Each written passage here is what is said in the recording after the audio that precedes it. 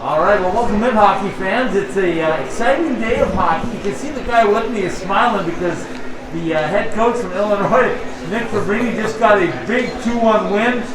Just when you draw it up, right, Coach? Yeah, something like that. Something like that. Explain the ice water in the veins of Mr. Cole. He gets 2 goals for you after you guys go about, 50 minutes with nothing? Yeah, Jack really stepped up big. The first one was a great play. With such a short bench, we talked about trying to shorten the game. You know, we wouldn't be able to play at a really high pace for 60 minutes. We only had 14 skaters dressed tonight due to injuries and a flu bug that's going around campus. But Jack, the first one was a big goal to get us going, and then the second one was just an unreal response by our guys to give one up with like 2 minutes left and come back and get the winning goal. You know, with 40 seconds left or whatever it was. I think just speaks to the character in that room and the way they didn't give up. Explain this whole event, because this is my first trip here and I love it. I think it's a fantastic way of bringing the best in ACHA hockey right here in Chicago, and the facility is beautiful, but how did it all come about? So I grew up about 15 minutes from here, and I think that since I kind of took over trying to build the Illinois brand here in Chicago has been something that I've really put a lot of time and effort into, just because there's so many good hockey players up here. Yeah. And I think the last couple of years we've been able to do that. This is the first year we've actually had 8 teams. In the past we've had 4. Right. But I'm really excited about the field we have this year. I mean, I think we have 5 top 10 teams here. You do. Which is incredible. You know, and the games today were all good games, and looking forward to more good hockey games tomorrow. So it's 3 days right here at the Fifth Third Arena, the home of the Blackhawks, as you can see behind us.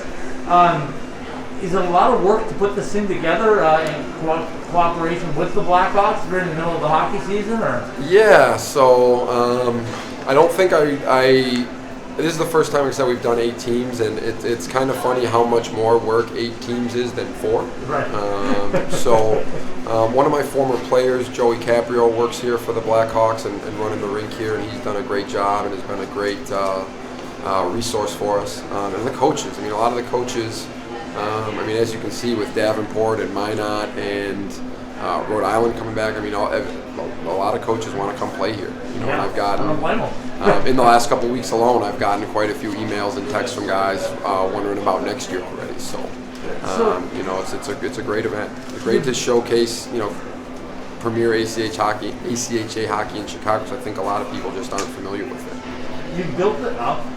You've seen the growth, I'm sure, in ACHA hockey, not only in teams but talent. We went through the pandemic. We thought we were going to lose teams, and I was so proud myself of the ACHA programs that continued to hang in there, and now they're thriving again. What's it been like here in the Midwest? So last year was really difficult for us, actually. The university didn't open the ice rink last year. Right. And for us in Champaign, it's the only rink in town. So our college guys were going about an hour away to Bloomington first semester, and then about 30 to 40 minutes to Danville second semester. And we probably skated a total of 25 or maybe 30 times as a team. And our youth hockey skated about that much too, maybe even less. So it's definitely been a bit of a process to build both of those programs kind of back to where they needed to be. You know, I think last year was really hard for our guys in a lot of ways. You know, and I think not having any kind of outlet definitely contributed to that. So I think we had to learn a little bit what it was like to go through the grind of a season at the start of this year, starting a little slow, but I think we're starting to get back to where we need to be.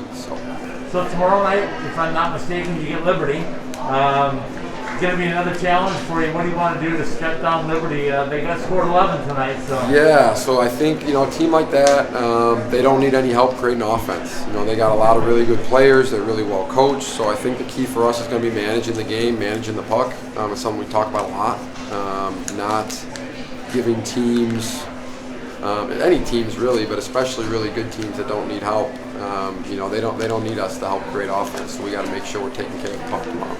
All right, congratulations on a big win. We'll talk to you again tomorrow. Sounds good. Thanks, Scott.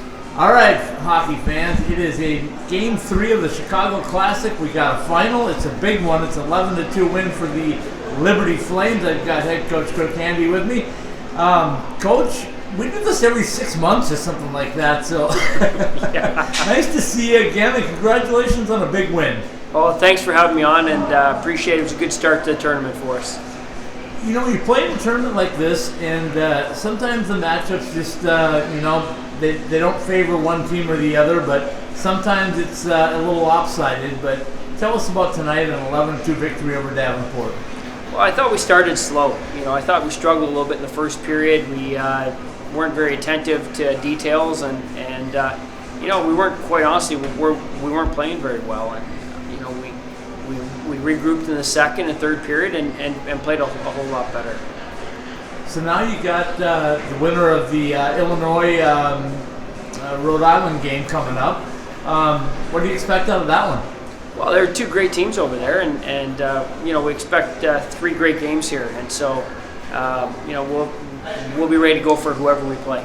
This is kind of a mimic of the national tournament. It's not quite the same thing, but high talent, 3 games, 3 days. Does that help you? Oh, it does. And we just were out in North Dakota, and we played 4 games out there in 5 days. So it really helps us to have these type of games where you're playing 3-4 games in a row, and you can really get the Nationals feel.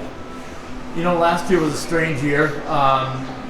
Nobody played a normal season, but a lot of teams didn't play at all.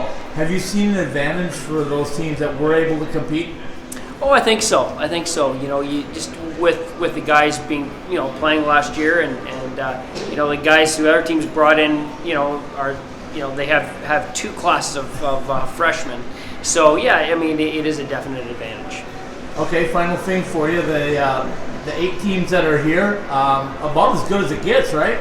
Yeah, well, there's some great teams. UNLV, we've played Minot already. They're very strong. Adrian, there's some real strong teams here. Your thoughts about this beautiful building? Well, it's fantastic. First time here, and a very, very impressive facility and venue to host this. Coach, we appreciate your time, and good luck for the rest of the weekend. All right, thanks so much. I appreciate it. All right, it's the first game complete of the Chicago Classic 2021. Nick Robone's with me from UNLV. What a game, Coach. You guys were flying from the start. It was a fun one. I think that we knew, we had the speed to compete with a team like that. It was just a matter of putting it together, making sure the boys were prepared. We watched a lot of film on them this week, and I think that as a staff, we're happy with how they executed our strategy. No secret, they're the defending national champions, so that has a target on their back. But I think you guys also were the target because you came in ranked ahead of them. We want a target. If you want to be an elite program and you want to be ranked high, then you're always going to have a target on your back. So we're exactly where we want to be. I think the guys have done a really good job of preparing and knowing that we're going to get everyone's best effort no matter what, and that's exactly where we want to be. I would pick out a couple of players, but I thought your entire team was really good tonight, top to bottom. It started in goal with Mr. Wixon. It's the first time I've had a chance to see him in person. And man, is he cool, calm, and collected? Is he like that all the time? He is. He's a great kid. He's a great student athlete. He's a model citizen for our program, and then obviously in the net he does his job really well. He's got a big frame. He uses it to his advantage, and he moves side to side well. We're happy to have him here. Okay, we got to talk about the Johnson and Johnson brothers. There is no quit in those two. They just refuse to lose, I think is the best way to say it. They're 2 of the most competitive players we've had through our program, and that's what we want. We want guys that want to come in here and compete for every inch, battle for everything, and it starts at practice, and that's where they push everyone else. And we do a lot of competitive drills, and they hate to lose. So we want guys that hate to lose more than they love to win in our program. A couple more that stood out to me, Mr. Flanders and Mr. Mazzillo, I thought had outstanding games today as well. Yeah, like you said, top to bottom, everyone did their job, and that's what we really preached this week was, do your job, own your role, and both of those guys did a really good job of that. Flanders was getting in on pucks early, and Hunter was very poised with the puck, and that's what we really needed out of a defenseman like him. Okay, final one for you. This is a marathon more than a sprint. You got 3 days like this. The competition's really good. What do you do to get prepared for tomorrow? Right now, it's just get back to the hotel, get some food, and maybe see a little bit of film on Minot. But other than that, when you're at an event like this or nationals, you really just take it one game at a time, like the old cliche says. But we're gonna get some rest, get some food, and then just be ready to go tomorrow. Nick, appreciate your time. Good luck tomorrow. Okay. Thanks, Scott.